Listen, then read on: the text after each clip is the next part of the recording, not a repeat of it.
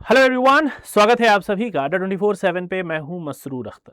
बिहार एक बार फिर से चर्चा में आ चुका है। जी हां, Bihar state university service commission Patna की तरफ से 211 नए राजकीय डिग्री कॉलेज खोले गए और उन राजकीय डिग्री कॉलेजेस में असिस्टेंट प्रोफेसर की भर्ती के लिए नोटिफिकेशन जारी कर दिया गया है, जिसके आवेदन की तिथि 3 जुलाई से 15 जुलाई तक दी गई है।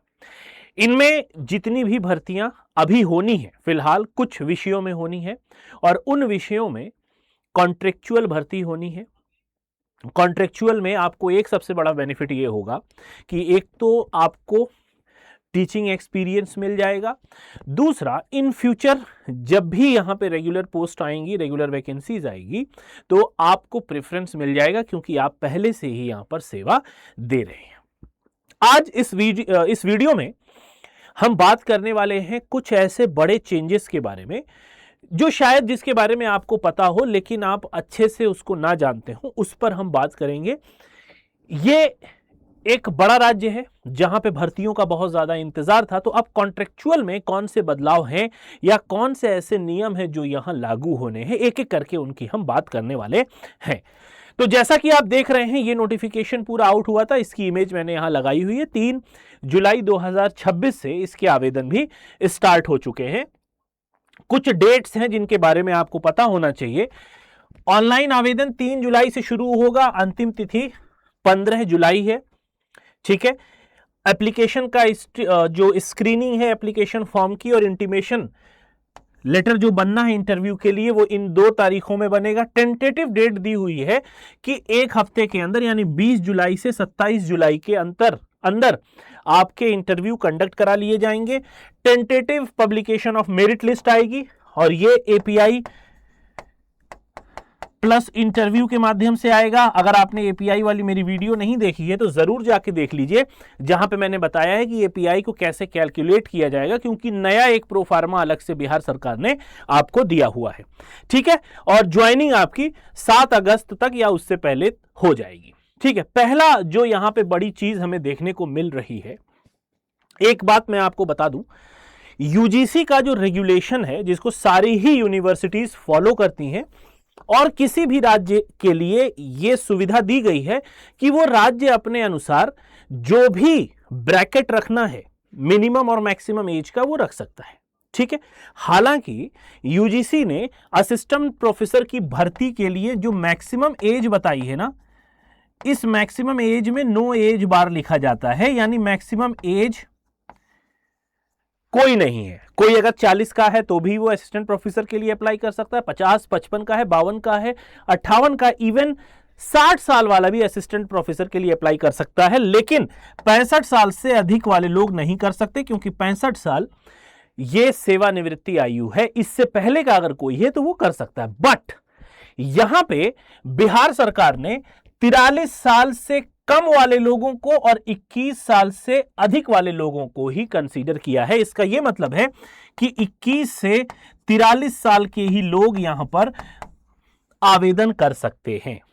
बहुत सारे लोग ऐसे हैं जो नौकरी की तलाश में कहीं ना कहीं किसी ना किसी डिग्री कॉलेज में, किसी सेल्फ फाइनेंस कॉलेज में पढ़ा रहे होंगे। हो सकता है उनकी एज इससे अधिक हो, 43 से अधिक हो, तो वो यहां पर एलिजिबल नहीं होंगे। ठीक है, तो अगर आपकी एज 43 या उससे कम है, 21 या उससे ज्यादा है, तो ही आप यहां पर एलिजिबल होंगे। पहली चीज, जो पहला बड़ा यहां पे एक मास्टर स्ट्रोक देखने को मिला है, वो यहां दिख रहा है। दूसरी चीज एक मैं बता दूं, अगर आपको एज रिलैक्सेशन चाहिए तो बिहार सरकार का जो बिहार के रेजिडेंट हैं उनको ये रिजर्वेशन का फायदा यहां पे मिल सकता है, पहली चीज। दूसरी चीज, एक बहुत अच्छी बात यहां ये करी गई है कि यहां आवेदन के लिए कोई फीस नहीं ली गई। हालांकि आमतौर पे अगर इस तरीके से कोई सरकारी महकमा निकालता है कोई वैकेंसी, तो वहां पे कुछ पैसे लगते हैं, लेकिन यहां पे नहीं ली गई है। तो यहां पे फ्री ऑफ कॉस्ट आप इस फॉर्म को भर सकते हैं और ऑनलाइन एप्लीकेशन यहां पे होना है। दूसरी बात रही एपीआई की, जो कि पूरे इस सिस्टम का एक बहुत बड़ा हिस्सा है, यानी आपका 88 नंबर 100 में से 88 नंबर यहां से आएगा और 12 नंबर आपका इंटरव्यू से आएगा। तो जितनी अच्छी आपकी एपीआई होगी उतना अच्छा आपका प्रेफरेंस लेवल हो जाएगा। और एपीआई की वीडियो मैंने अलग से बना रखी है, ठीक है, उसका लिंक मैं इसके नीचे लगवा दूंगा, आप जरूर उसको जाके देख लीजिएगा। अब अगर आप जेआरएफ हैं, नेट हैं या पीएचडी, उसके साथ जेआरएफ के साथ पीएचडी हैं तो 22 नंबर, और नेट के साथ पीएचडी हैं तो आपको 19 नंबर यहां पे मिलेगा। तो मैक्सिमम 22 नंबर आपको यहां पे मिल सकता है स्कोर में। पोस्ट ग्रेजुएशन में मैक्सिमम आपको 26 स्कोर मिलेगा। अगर आप 80 से अधिक नंबर प्राप्त किए हुए हैं अपने पीजी में तो आपको 26 नंबर मिलेगा, उससे कम है तो 23, फिर 17, फिर 17, और अगर आप 50 से 60 के बीच में तो आपको 17 मिल जाएगा। ग्रेजुएशन में अगर आप 80 प्लस हैं तो 17 मिलेगा, और आप 45 से कम हैं तो आपको कोई भी यहां स्कोर नहीं मिलने वाला है।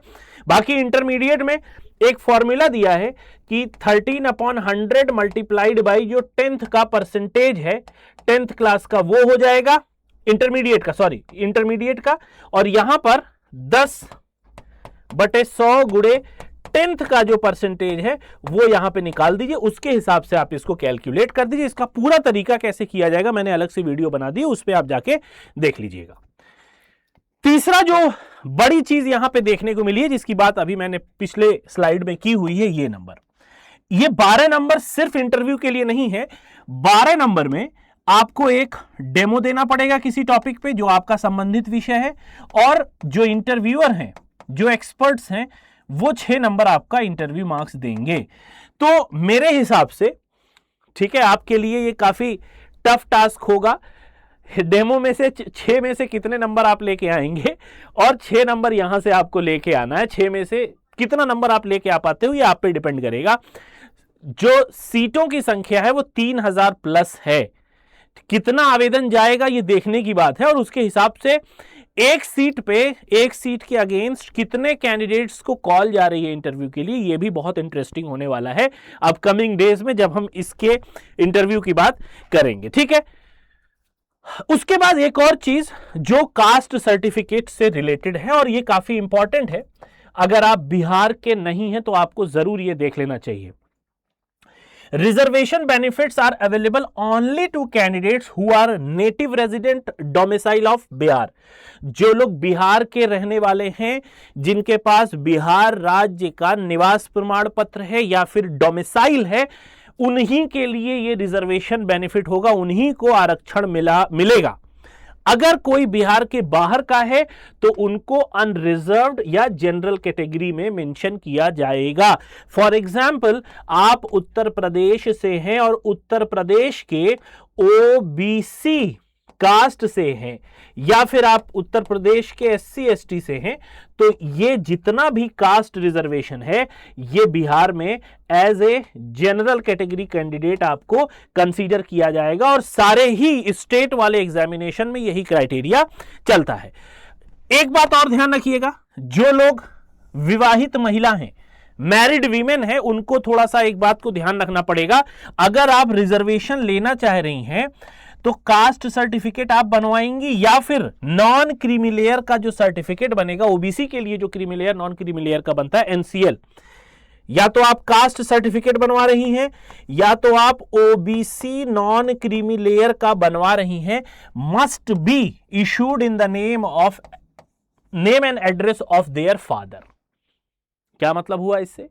मान लीजिए आप उत्तर प्रदेश की रहने वाली हैं, आपका जो स्थायी निवास है यानी आपका जो मायका उत्तर प्रदेश में है, पिता आपके उत्तर प्रदेश में रह रहे हैं, आपका विवाह बिहार में हुआ है, तो आपको बिहार का जो रिजर्वेशन है वो नहीं मिलेगा। क्यों? क्योंकि आपके माता पिता उत्तर प्रदेश के रहने वाले हैं। ऐसा यहां पे कहा जा रहा है कि आपका जो नॉन क्रीमी लेयर का ओबीसी का और जो कास्ट सर्टिफिकेट बनेगा ये आपके उस राज्य का बनेगा या वहां का बनेगा जहां के आप पिता आपके हैं, यानी आपके पिता के नाम से ये बनने वाला है।